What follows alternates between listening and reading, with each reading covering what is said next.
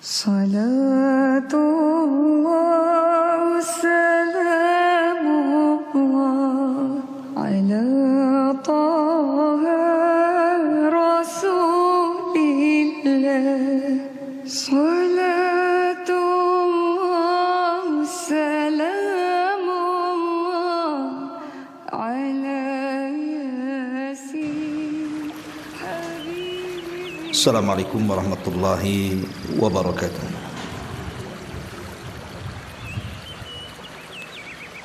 Alhamdulillahi wassalatu wassalamu ala rasulillah wa ala alihi wa sahbihi wa mawalah wa la hawla wa la quwata illa billahi wa ba'du.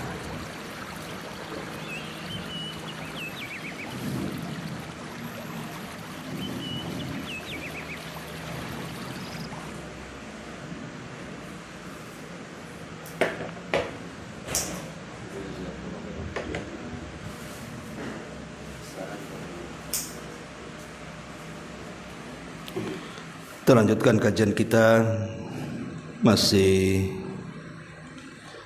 membahas kitab Bahjah Qulubil Abrar, dan kita masuk pada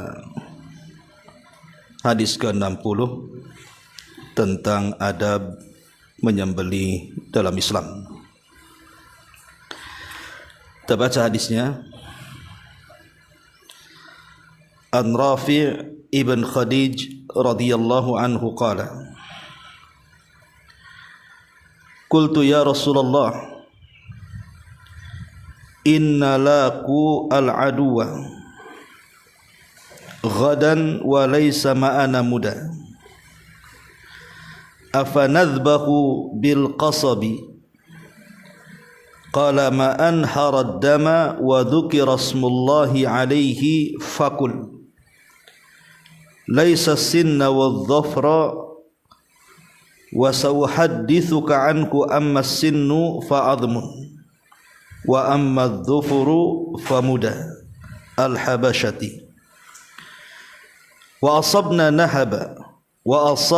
nahba ibilin wa ghanamin fanadda minha ba'irun faramahu rajulun bisahmin fahabasahu. Faqala Rasulullah sallallahu alaihi wasallam, inna li hadhihi awabida ka awabidil wahshi, fa idza ghalabakum minha syai'un faf'alu bihi hakadha, muttafaqun alaih. Dari Rafi' ibn Khadij radhiyallahu anhu, dia berkata, aku bertanya, wahai Rasulullah, besok kita akan bertemu musuh, sementara kita tidak lagi memiliki pisau tajam. Apakah boleh kita menyembelih hewan untuk dimakan dengan kayu? Beliau bersabda, sesuatu yang bisa mengalirkan darah, kemudian disebut nama Allah, maka makanlah, selain menggunakan gigi dan kuku. Aku akan jelaskan kepada kalian, adapun gigi sejenis tulang, sedangkan kuku adalah alat yang biasa digunakan oleh bangsa Habasyah untuk menyembelih. Lalu kami mendapatkan rampasan berupa unta dan kambing.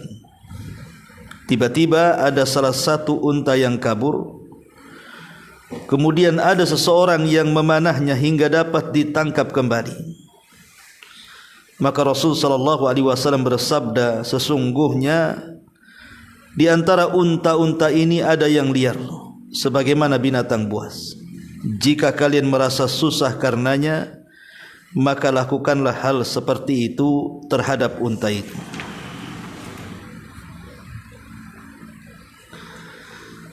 Kemudian hadis yang ke-61, karena ada kaitannya kita baca juga.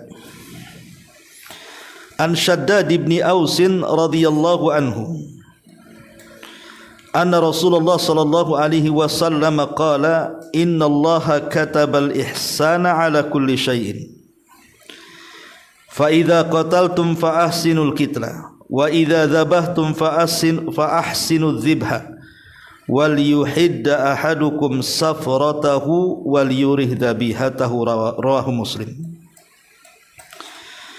Dari Shaddad ibn Aus radhiyallahu an, Nabi sallallahu alaihi wasallam bersabda, sungguh Allah mewajibkan agar kita berbuat baik terhadap segala sesuatu.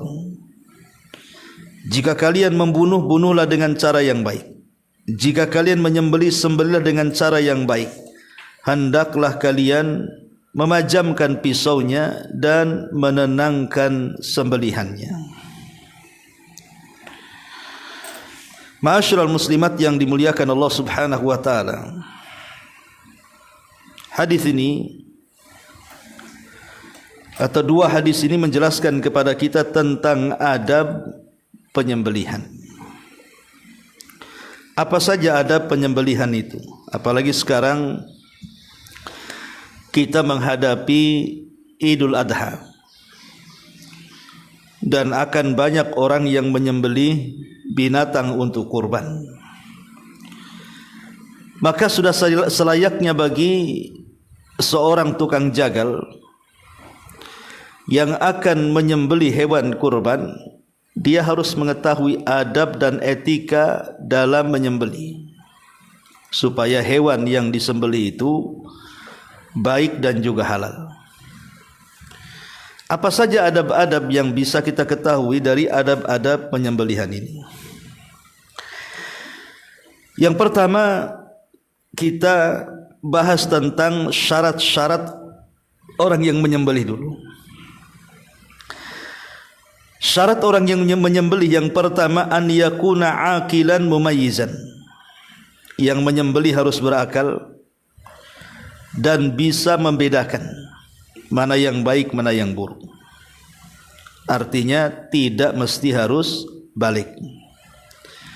Walaupun yang menyembelihnya belum balik, masih usia 10 tahun umpamanya kan, laki-laki, kalau dia sudah paham, berakal cara menyembelihnya dan paham, maka tidak mengapa anak kecil menyembelih binatang, asal disembelih secara syar'i, membaca basmalah.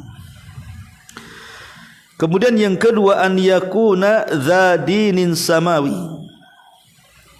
Yang menyembelih itu harus beragama yang diberikan kitab langit, dan itu berlaku kepada dua agama. Pertama, agama Islam atau Muslim. Yang kedua, ahli kitab. Dan ahli kitab di sini maksudnya Yahudi dan Nasrani. Boleh seseorang itu apabila di negeri kafir tidak ada yang menyembelih, sementara dia punya tetangga Nasrani atau Yahudi, selama penyembelihannya menyebut nama Allah dan disembelih di tempat yang syar'i, di leher, bukan dibanting, bukan dicekik dan begitu seterusnya, maka halal sembelihannya walaupun yang menyembelih ahli kitab. Kemudian yang ketiga, an yanwiyal muslim wa yusammi. Dan hendaklah seorang muslim niat untuk menyembelih karena Allah dan membaca basmalah. Dan yang terakhir, an yakunal muslim halalan laisa muhriman. Dan yang menyembelih seorang muslim yang tidak dalam kondisi ihram, dia sedang haji atau umrah, maka dibolehkan untuk menyembelih dan halal sembelihannya. Inilah 4 syarat seseorang bisa menjadi tukang jagal. Kemudian yang kedua, syarat alat untuk menyembelih. Syarat alat untuk menyembelih. Yang pertama, syarat alat untuk menyembelih adalah harus dalam bentuk pisau yang bisa memutus ataupun memotong. Yang kedua, bukan dalam bentuk sinnan wala dhufran, seperti yang hadis yang kita baca di hadis 60. Tidak boleh menyembelih itu dengan gigi, umpamanya adalah tengkorak kambing atau tengkorak sapi, diambil giginya kemudian disembelih, itu tidak boleh. Ataupun kuku, tidak boleh menyembelih dengan gigi ataupun kuku, ya, kuku binatang yang sudah membangkai. Kemudian yang ketiga, ya, dua syaratnya, ya. Yang penting dia bukan dalam bentuk kuku ataupun dalam bentuk gigi.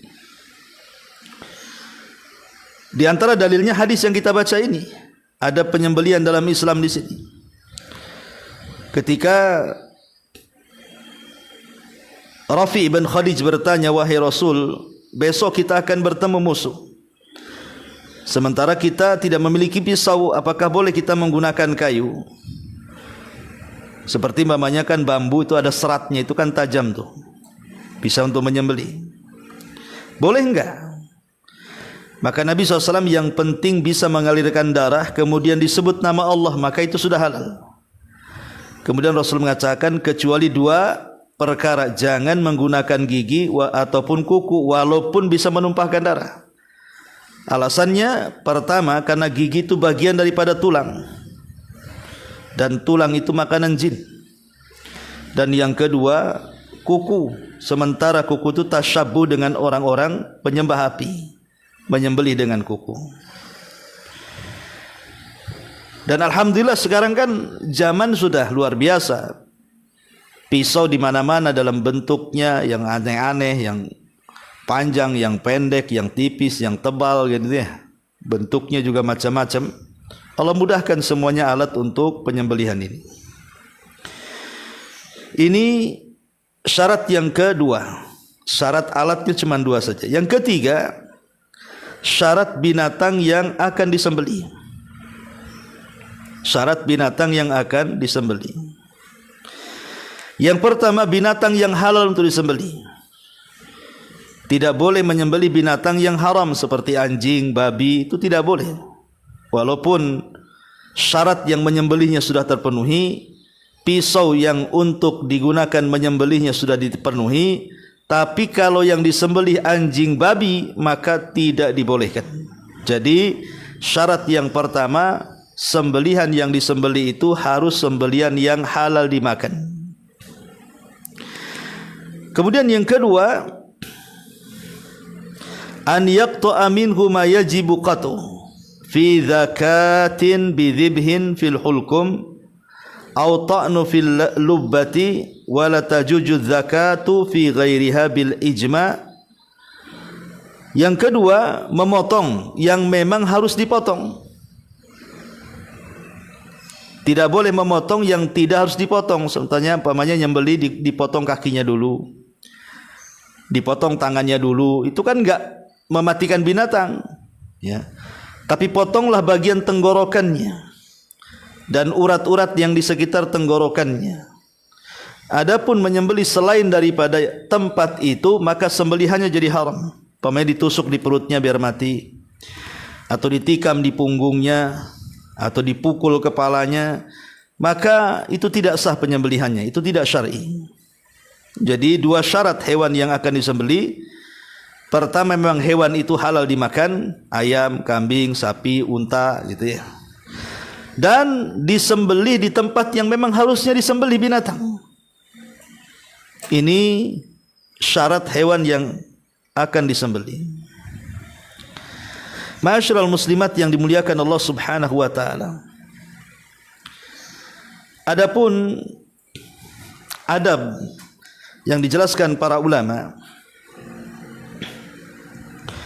tentang penyembelihan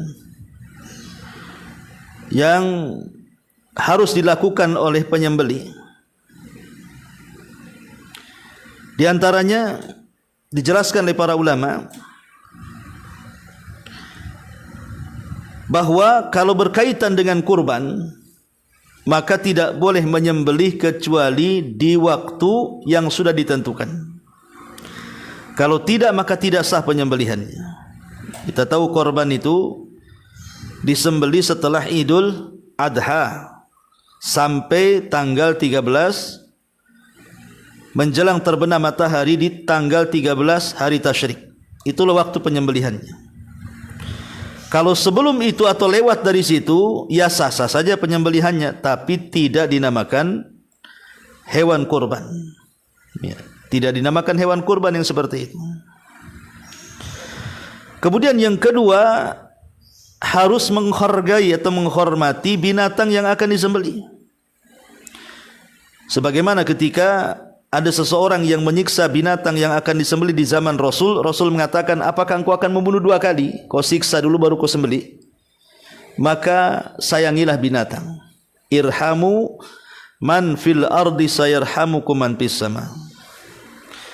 Sayangi makhluk yang ada di bumi, maka makhluk yang akan di langit akan menyayanginya. Termasuk juga sayangi binatang. Tidak boleh menyiksa walaupun akan disembelih. Karena ada juga orang-orang yang menyiksa sebelum disembelih, disetrum ataupun dibanting dulu baru disembelih. Maka ini tidak ihtiram namanya, tidak menghormati atau memuliakan binatang. Ya. Ma'asyiral muslimat yang dimuliakan Allah Subhanahu wa taala. Kemudian juga tidak boleh menampakkan binatang yang disembelih kepada binatang yang belum disembelih, karena kalau kita tahu bahwa prosesi kurban itu kan biasanya banyak jumlahnya. Kadang-kadang kambing satu dengan kambing yang lain itu hanya 1-2 meter jaraknya. Terkadang bisa sampai ratusan kambing yang mau disembelih. Maka tidak boleh memperlihatkan ketika menyembelih kepada hewan yang lain yang belum disembelih, dan itu dianggap menyakitinya. Tidak boleh, ya. Kemudian juga di antara adabnya, diarahkan ke arah kiblat. Diarahkan ke arah kiblat. Kenapa demikian? Apa hikmahnya ketika kita menyembelih?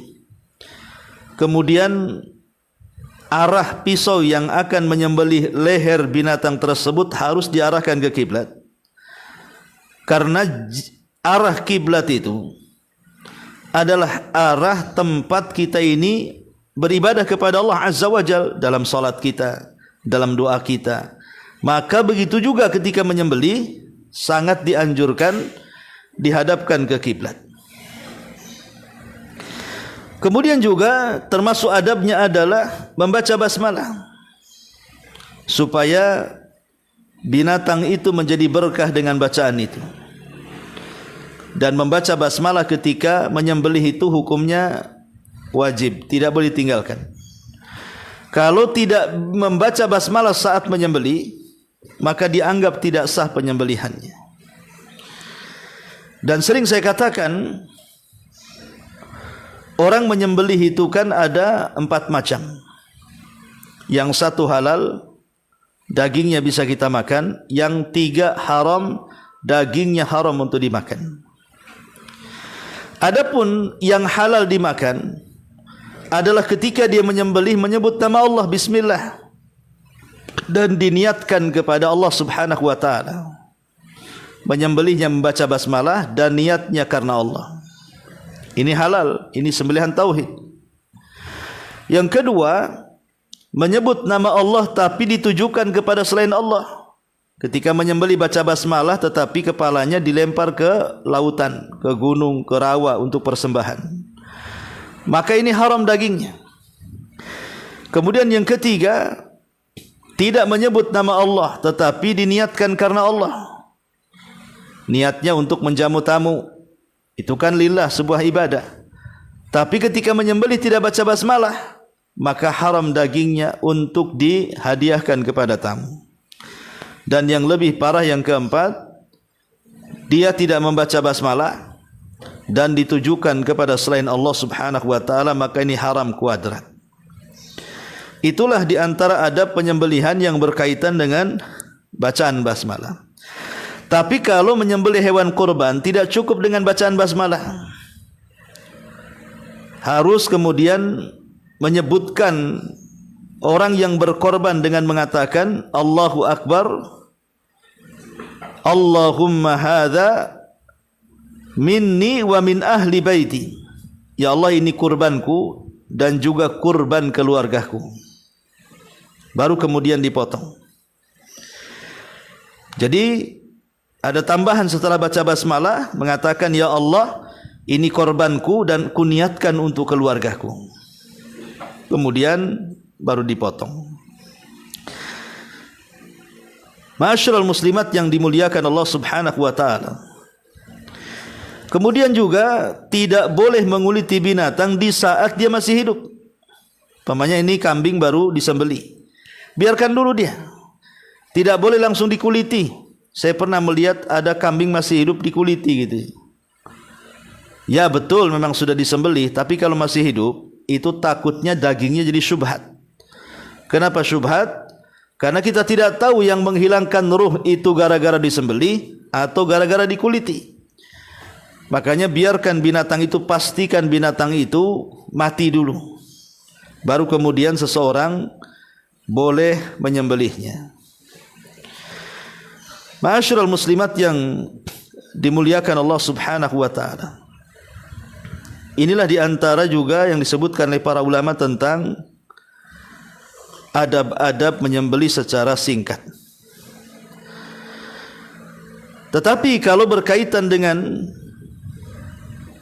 hewan kurban, ya sekalian kita masuk pada penyembelihan hewan kurban, maka binatang yang disembelih itu harus milik pribadi, bukan milik orang, bukan hasil curian, bukan hasil ghasab. Maka ini syarat yang pertama, haruslah hewan kurban itu milik sendiri. Yang kedua, hewan kurban itu harus dari jenis yang ditentukan. Jenis yang ditentukan itu maksudnya dari binatang-binatang ternak. Dan binatang ternak yang ditentukan dikorbankan itu cuma 3 saja. Pertama kambing dengan jenisnya, maksudnya domba dan juga kambing kacang. Yang kedua sapi dengan jenisnya, maksudnya sapi dan kerbau. Dan unta. Hanya ini saja yang bisa dikorbankan. Adapun kuda, pendapat yang kuat para ulama, tidak sah kurban dengan kuda. Ya. Kemudian juga yang ketiga, hewan yang akan disembelih untuk kurban itu harus usianya cukup. Sebab kalau usia tidak cukup, tidak sah kurbannya. Seperti unta usianya 5 tahun ke atas, di bawah 5 tahun tidak sah. Kemudian sapi harus 2 tahun ke atas, di bawah 2 tahun tidak sah. Kemudian kambing terbagi 2. Kalau kambing kacang di atas setahun, tidak boleh di bawah setahun, maka tidak sah. Kemudian adhan, domba, maka di atas 6 bulan, tak boleh di bawah 6 bulan. Kalau menyembelih di bawah 6 bulan, maka tidak sah sembelihannya. Tapi yang ideal tentu kambing ya 2 tahun itu idealnya, ya biasanya udah gemuk, udah besar gitu ya. Ya. Kemudian yang keempat, yang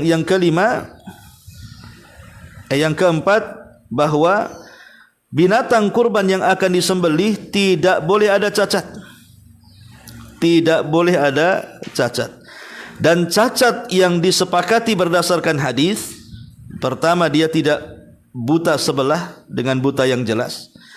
Yang kedua tidak pincang dengan pincang yang jelas. Yang ketiga tidak sakit dengan sakit yang jelas. Yang keempat dia tidak terlalu tua, kurus sehingga tidak bersumsum lagi. Ini adab kalau berkaitan dengan hewan kurban. Ya. Ma'asyiral muslimat yang dimuliakan Allah Subhanahu wa taala. Kemudian juga kalau kita melihat hadis ke-60 atau ke-61, maka berbuat baik saat penyembelihan itu sangat dianjurkan dalam Islam. Karena Rasul yang mengatakan apabila engkau menyembelih, sembelih dengan cara yang bagus.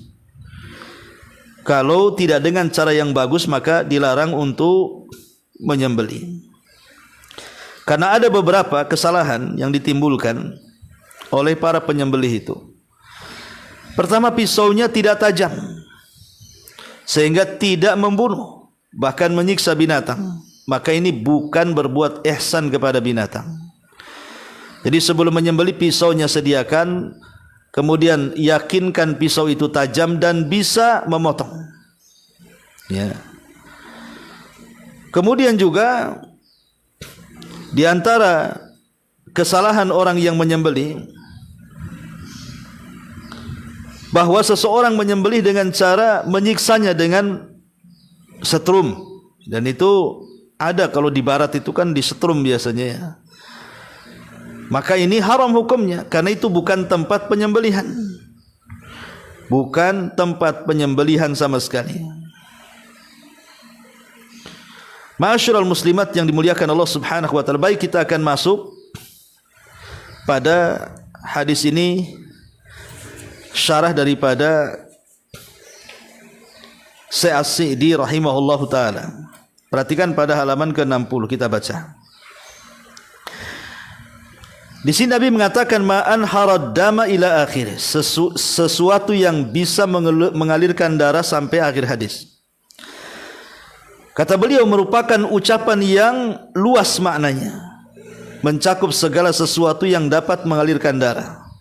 Contohnya adalah besi, tembaga, kuningan, rotan, kayu, kerikil yang sudah tajam atau selainnya, dan segala sesuatu yang bisa menembus seperti peluru, senapan, maka itu bisa sebagai pengganti menyembelih, karena benda tersebut dapat mengalirkan darah dengan menembus sasarannya, bukan karena beratnya.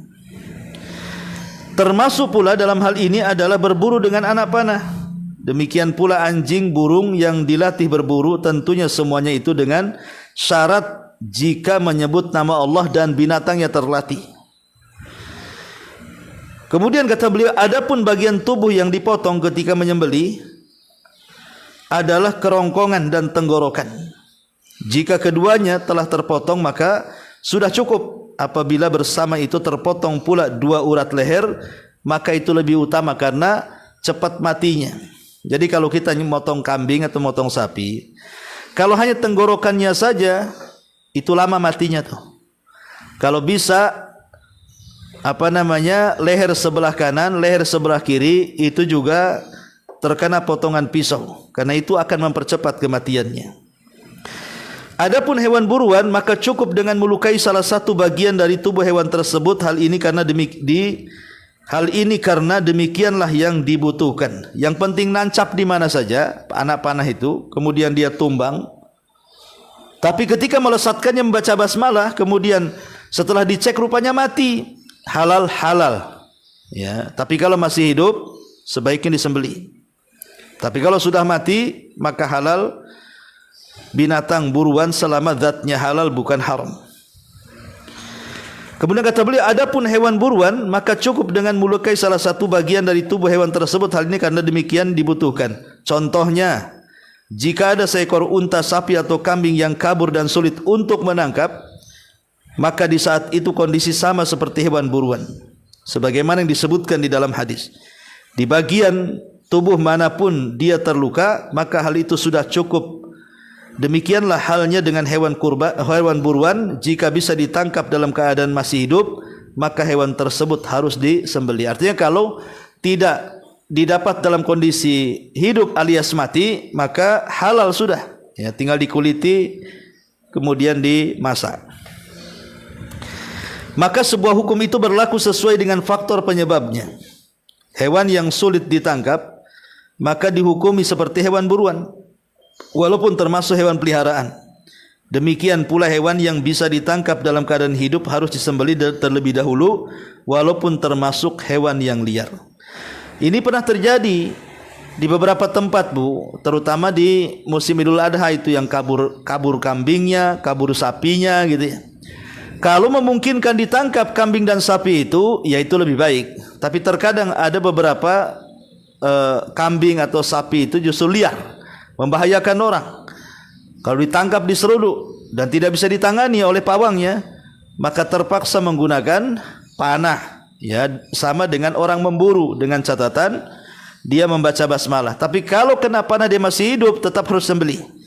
Tapi kalau mati maka halal darahnya dan juga halal dagingnya.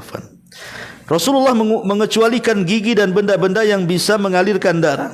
Kemudian beliau menyebut alasannya karena gigi itu merupakan tulang dan tulang itu makanan jin dan setan. Kemudian kata beliau, maka hal ini menunjukkan bahwa semua tulang walaupun bisa mengalirkan darah tidak boleh digunakan untuk penyembelihan. Adapun yang mengatakan bahwa sebab pelarangan itu dari dua hal, karena dia adalah gigi dan karena ia adalah tulang, lalu penyebutan gigi disendirikan.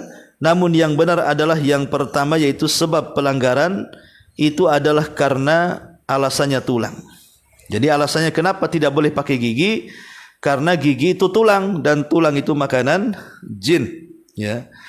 Demikian juga kuku, tidak boleh menyembelih dengannya, baik kuku burung atau selainnya, karena akan menyamakan dengan orang-orang Majusi penyembah api. Kesimpulannya di sini bahwa syarat-syarat penyembelihan itu adalah mengalirkan darah dari bagian tubuh yang disembelih.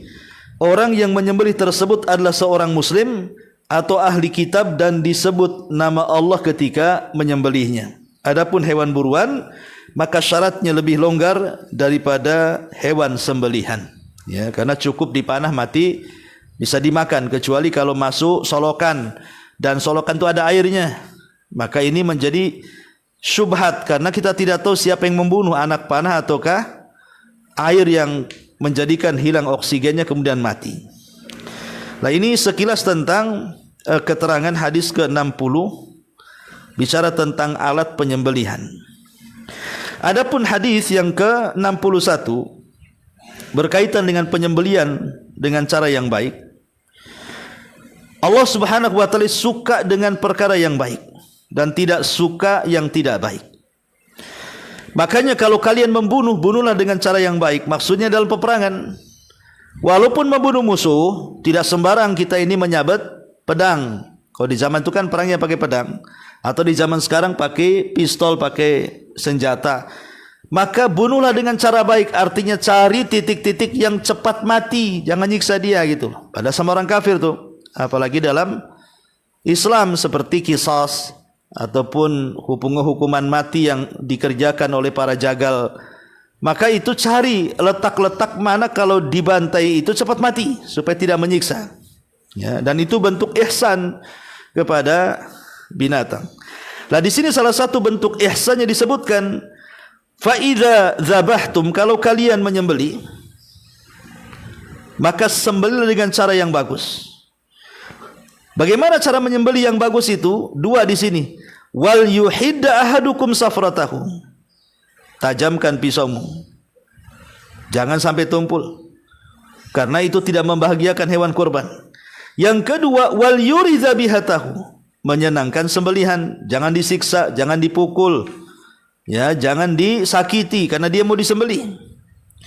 Itulah bagaimana indahnya ajaran Islam sampai kepada binatang yang akan disembelih saja harus ada rahmat, kasih sayang.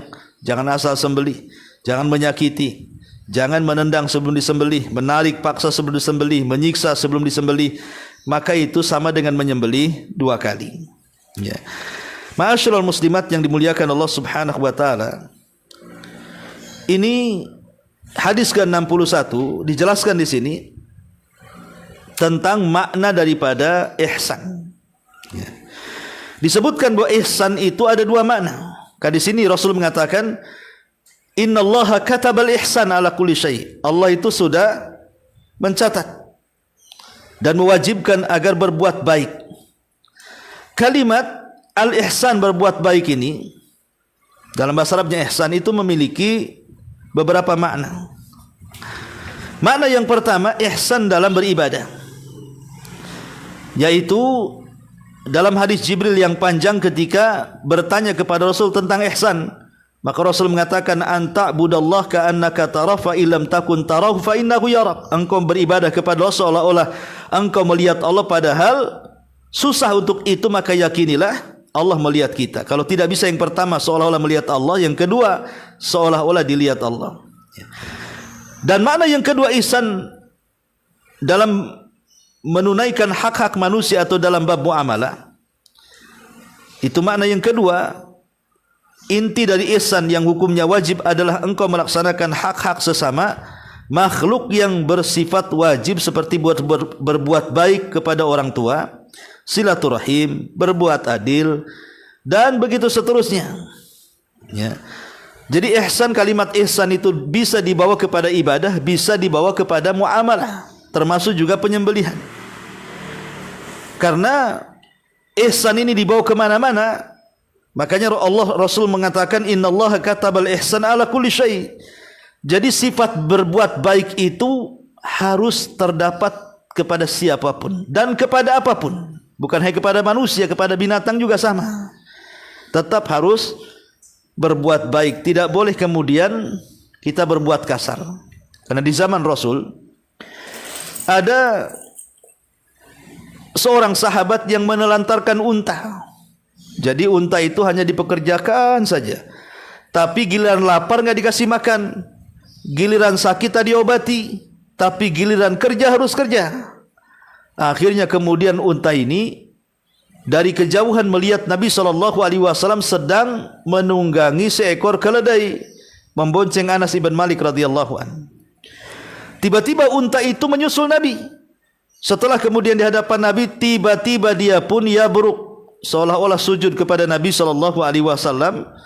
Kemudian Rasul turun, tak sadar melihat kedua mata unta itu mengalirkan air mata. Maka Rasul mengusapnya. Entah apa yang dilakukan Rasul dengan unta itu, berbisik-bisik. Tiba-tiba Rasulullah SAW mengatakan di hadapan para sahabat Ansar, siapa pemilik unta ini? Maka sahabat Ansar mengatakan, saya wahai Rasul. Maka Nabi SAW mengatakan, bertakwalah kau kepada Allah. Unta ini sudah Allah kuasakan kepadamu. Engkau hanya bisa mempekerjakan tapi tidak bisa mengurusnya. Lihat bagaimana kemarahan Nabi SAW kepada orang yang tidak sayang dengan binatang. Sampai Rasul mengatakan, bertakwalah kau kepada Allah. Jangan asal kau pakai unta itu, kau tak pandai pula merawatnya. Lihat unta itu mengadu kepadaku, kata Rasul, bahwa engkau menyiksanya. Lah saat unta itu sujud, para sahabat menyaksikan. Maka para sahabat datang kepada Rasul, ya Rasul, unta tak berakal saja sujud, harusnya kami yang berakal yang sujud. Maka Rasul mengatakan, jangan, kalau Allah perintahkan aku memerintahkan manusia untuk sujud kepada manusia yang lainnya, maka yang pertama aku perintahkan istri sujud kepada suami karena besarnya hak. Ya.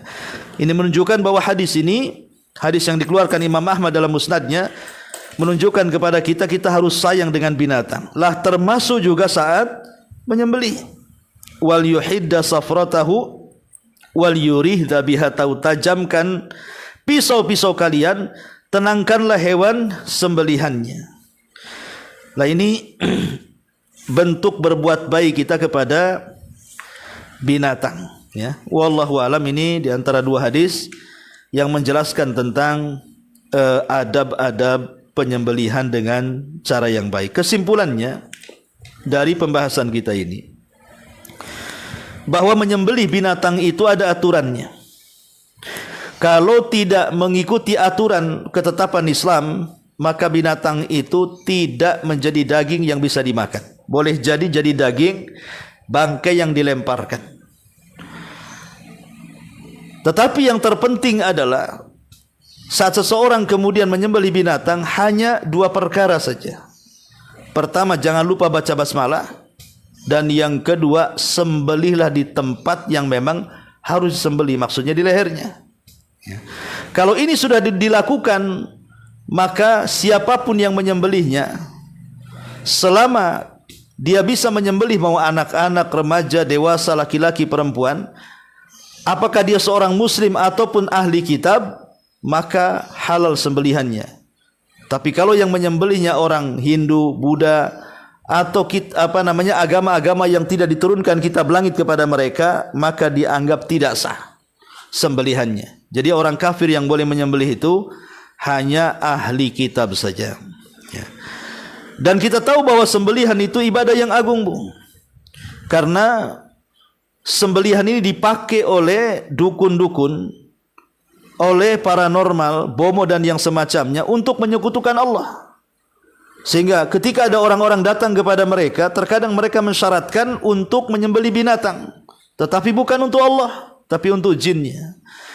Maka ketika kemudian kita menyembelih, menyebut nama Allah dan disembelih di tempat yang layak disembelih, maka itu bentuk tauhid yang sangat agung.